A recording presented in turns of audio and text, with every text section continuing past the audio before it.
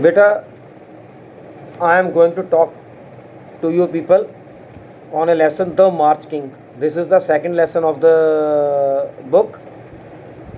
इस कहानी में ये है कि फिलिप नाम का एक बच्चा था। उसके फादर जो अमेरिका की नेवी उसके बैंड के कमांडर थे। एक बार उसने अपने पिता को जिको परेड करते हुए देखा। उसके फादर जो थे वो लीड कर रहे थे। वो उनसे बड़ा ही प्रभावित हुआ। मन में हो गया कि मैं भी इनकी तरह ही बनूंगा। उसने अपनी मम्मा को बताया, मम्मा ने पापा को बताया, दोनों बड़े खुश। उन्होंने कहा ठीक है, पढ़ाई के साथ साथ वायलिन सीखनी शुरू कर दो। उसने वायलिन सीखनी शुरू कर दी। वायलिन सीखनी शुरू कर दी और अच्छी तरह चल रहा था। पढ़ाई भी ठीक चल रही थी। वायलिन की जो सिखाई थी, मतलब काफ़ी ट्रेंड हो गया था छोटी उम्र में ही। और यहाँ तक कि वो उसने दूसरों को सिखाना भी शुरू कर दिया। एक तीसरा उसका शौक़ था, वो था बेसबॉल खेलने का। वो भी खेल लेता था। चलो, जब अच्छी तरह सीख गया तो उसके जो टीचर थे जो उसको वायलिन सिखाते थे, उनका नाम था मिस्टर एस्पूटा, ESPUTA, एस्पूटा। उन्होंने कहा भाई एक दिन तेरा ना शो रखना है। कि बड़ा खुश कि शो रखना है। अच्छा, तो इतनी फिक्स हो गया भी इतनी तरीक को तेरा शो है, तूने स्टेज पे वायलिन बजानी है। अब क्योंकि वो खुद सिखाता था इसलिए उसमें ज़रा भी कन्फ्यूज़न नहीं थी कि मैं क्या करूँगा। अब हुआ ये कि जिस दिन उसका शो था उसका मूड बन गया, मैं ना ज़रा बेसबॉल की गेम लगा लूँ। गेम लगाने गया, जोश जोश में वहाँ पर काफ़ी टाइम स्पेंड कर दिया। आया, भूख लगी हुई, घर में आया, मम्मी आई नहीं।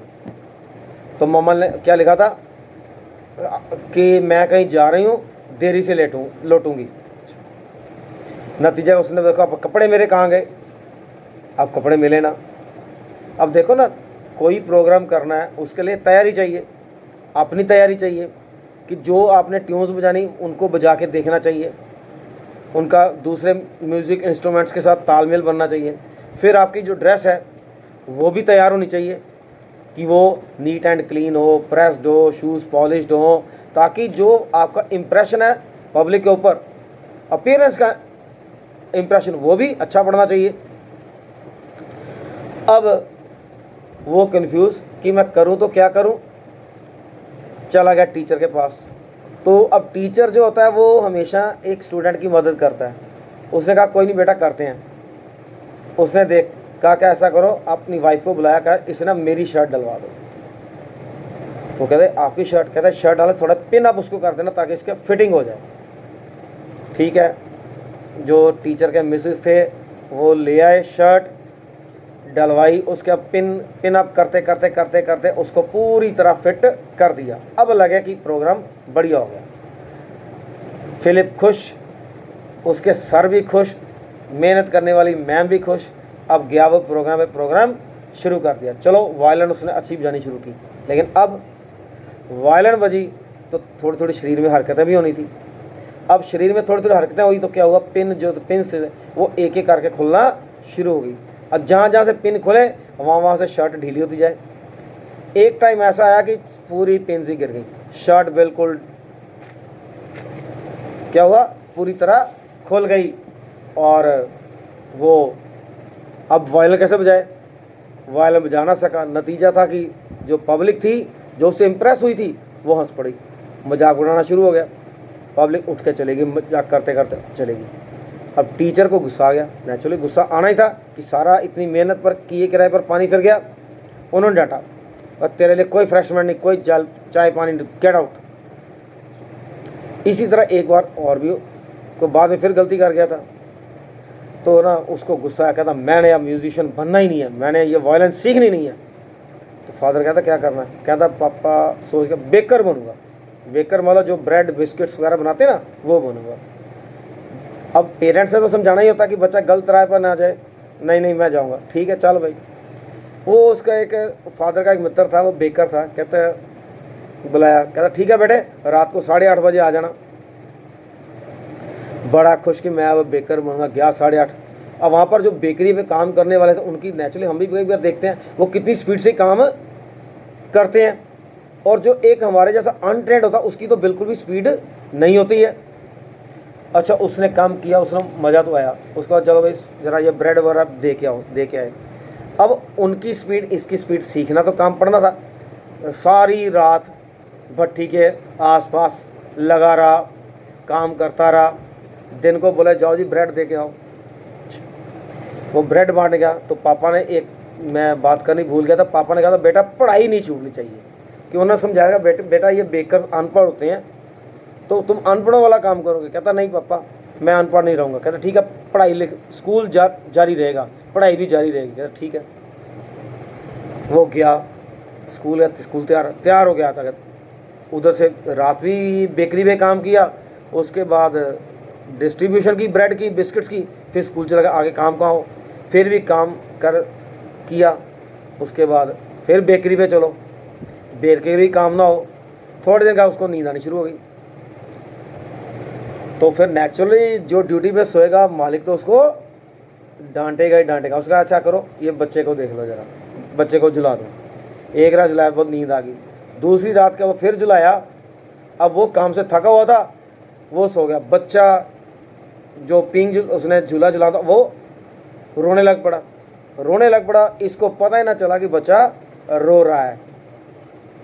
अब जो बेकर की वाइफ आई, उसने देखा ये सो रहा था, बच्चा रो रहा था, तो नेचुरली उसने डांटा तो फिर बेकर ने भी डांटा, निकाल दिया काम, चला गया बाहर।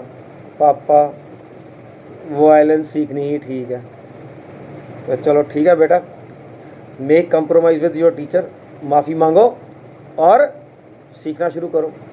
कि आमतौर पर ये बेटा होता है कि अगर कोई भी इंसान गलती करता है ना, तो ये याद रखना, दो रिलेशन है जो दिल से आपका भला चाहेंगे, वो दिल से कभी आपका बुरा नहीं चाहेंगे। एक कहते हैं कि भाई भाई के साथ जेलसी कर सकता है, मित्र मित्र के साथ जेलसी कर सकता है, लेकिन दो रिलेशन है जो हमेशा आपकी तरक्की को देखकर खुश होते हैं। और ये याद रखना, अगर वो डांटे भी तो उनकी डांट को कभी भी दिल पे मत लेना, उसकी डांट को हमेशा इम्प्रूवमेंट लेना। कहते हैं आंवले का खाया और बड़ों का समझाया, ये बाद में पता चलता है। तो वो गया अपने टीचर के पास, मिस्टर एस्पूटा के पास, चलो माफ़ी मांगी, फिर उन्होंने सिखाना शुरू कर दिया। अब बहुत ट्रेंड हो गया। अब क्या हो गया, एक बार वो वायलिन बजा रहा था, घर से एक व्यक्ति गुजरा, तो कहता है हाँ जी, कहता मैं ना सर्कस का मैनेजर हूँ, पेनसिल्वेनिया एरिया में हमारी चल रही है, तो तुम सर्कस ज्वाइन करो। जो सर्कस ज्वाइन करते हैं वो बड़ा घूमते हैं, बड़ा ये करते हैं, उसको लालच दिए। कहता अच्छा, कहता तुम ज्वाइन कर लो। कहता भाई मैं अपने पापा से पूछ लूँ। कहता पापा से, अब देखो लोग मिसगाइड करने वाले भी। कहता पापा से पूछने की क्या ज़रूरत है, तुम ऐसा करो अपनी वायलिन लो, थोड़ा बहुत संभाल आ जाओ, जब हम यहाँ से दूर निकल जाएंगे ना, तब पापा को बता देना कि पापा मैंने वो ज्वाइन कर ली है, तब पापा हमें ढूंढ भी नहीं पाएंगे। देखो मिसगाइड करने वाले कि अगर तेरे को वायलिन बजाने वाले चाहिए, ठीक है अच्छा है, तो better you talk to his parents. घर से भगाने की क्या ज़रूरत है। लेकिन लोग मिसगाइड करने वाले अपने स्वार्थों की खातिर किसी को बेवकूफ़ बनाने वाले लोग भी बहुत होते हैं। तो एक बार मैं और बताता हूँ, अभी मैंने कहानी पढ़ी, though all of you are just like sons to me, लेकिन मैं एक कहानी छोटी सी सुनाऊंगा। कहते एक बार एक लड़के और एक लड़की का लव अफेयर हो गया। तो नेचुरली लड़की के पेरेंट्स नहीं मान रहे थे कि उनको लड़का नहीं ठीक लगा, तो दोनों ने स्कीम बना ली कि हम घर से भाग जाते हैं। तैयारी शुरू हो गई, टाइम फिक्स हो गया, भागने लगी। लड़की किसी टैक्सी में बैठी और स्टेशन पर पहुंच गई। जब उतर लगी तो देखा वो स्टेशन वाला जो टैक्सी वाला था वो उसके फादर का नोन था। कहते अंकल आप, कहते बेटे मेरे को सब पता जो तुम करने वाले, सुनो पेरेंट्स दुश्मन नहीं होते। कहते नहीं पापा अंकल मैं उससे लव करती हूँ, वो मेरा सब कुछ है। कहते ऐसा करो सामान गाड़ी में रख दो, उसको कहना कि कपड़े और ज्वेलरी मैं नहीं ला सकी क्योंकि घर में बहुत सख्त पैर, मैं अकेली आ गई हूँ, तो मैं तुम्हारे लिए, अगर तुम मेरे को लव करते हो मैं तुम्हारे पास आ गई हूँ। अब वो लड़की स्टेशन पे अपने बॉयफ्रेंड से मिली, यही बोली कि ना ज्वेलरी ला सकी ना कपड़े ला सकी, मैं इसी तरह आ गई। बॉय कहता ये क्या किया, वो किया, ये हार के वापस आ गई। कहते अंकल आप ठीक कहते थे कि उसको मेरे से नहीं मेरी ज्वेलरी से ही प्यार था। कहते ऐसे लोग, कोई बताया अंकल ने कि ऐसे लोग क्या करते हैं, कई बार ज्वेलरी लेके भाग जाते हैं और लड़कियों को कहीं गलत जगह पर बेच भी देते हैं। तो इसलिए ये याद रखना कि पेरेंट्स और टीचर से बड़ा हितैषी एक बच्चे का कोई भी नहीं हो सकता। इस बात को भी हमेशा अपनी ज़िंदगी में याद रखना। खैर, वापस आते हैं कि सिखाना शुरू किया तो उसने एक दिन जब भागने की स्कीम बनाई कि मैं भाग जाऊंगा, ठीक है, उसने कहा उसने अपने एक दोस्त को बता दी, बड़ा कॉन्फिडेंशियल दोस्त, कि मैं ऐसे घर से भाग रहा हूँ। दोस्त भी अच्छा दोस्त था, उसने कहा कि पहले थोड़ा सा समझाया जो इस बुक में नहीं है, कहते समझाया, वो नहीं माना, ठीक है कोई बात नहीं, okay I am with you कहा। लेकिन उसने यही बात अपनी मदर को बता दी कि ऐसे जो फिलिप है वो घर से भागने वाला है और सर्कस ज्वाइन करने वाला है। उसकी मदर ने वही बात फिलिप की मदर को बता दी। फिलिप की मदर ने जब उसके पापा को बताई ये तो घर से भागने वाला, उसके पापा ने कहा कोई नहीं। उसने कहा देखो बेटे आज संडे, संडे वाली ड्रेस डालो लेके चलते चलते चलते कहता यहाँ तो नेवल बैंड है, कहते बेटा यही लेके आया हूँ। फिर उसने नेवल बैंड को ज्वाइन किया, उसी ऐसी बैंड को ज्वाइन किया जो उसके फादर किया जिसमें थे। वो कहते कहते करते करते क्या हुआ, इतनी ट्यून्स सीख गया कि उसने अपनी ट्यून्स ही बजानी शुरू कर दी। तो कहते एक दिन वो भी आया जब वो मेहनत करते करते क्या हुआ, अपने पापा की तरह बैंड की एक टीम को लीड कर रहा था और लोग उसे कोई सड़कों से देख रहे थे, कोई बच्चे थे जो वृक्षों पर चढ़कर उसे देख रहे थे, तो कुछ उनमें से सोच रहे थे हम भी इसी की तरह बैंड के कमांडर बनेंगे। तो अगर ज़िंदगी में तरक्की करनी है, ठीक है, अपने टेस्ट के मुताबिक काम करो, लेकिन टेस्ट के साथ लगन का होना भी बहुत ज़रूरी है। लेकिन कई बार हमें अपने टेस्ट के मुताबिक मंजिल नहीं मिलती है, तो फिर हमें उस मंजिल की तरह ही अपने आप को एडजस्ट कर लेना चाहिए। अगर मंजिल मिल गई टेस्ट के मुताबिक तो गॉड ब्लेस, नहीं तो फिर एडजस्ट करना सीखना चाहिए। So this is the story of the lesson the March king.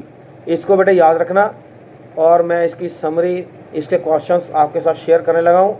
तो समरी को याद रखना है, मेरी जो स्पीच है इसको भी याद रखना है, और इसके अलावा जो क्वेश्चंस हैं बिल्कुल वेरी शॉर्ट, उनको आप रहने देना, याद करना है। जो बाकी है उनको आप कॉपीज़ में भी लिख लेना और याद भी कर लेना, ठीक है। Thank you very much, have a nice day.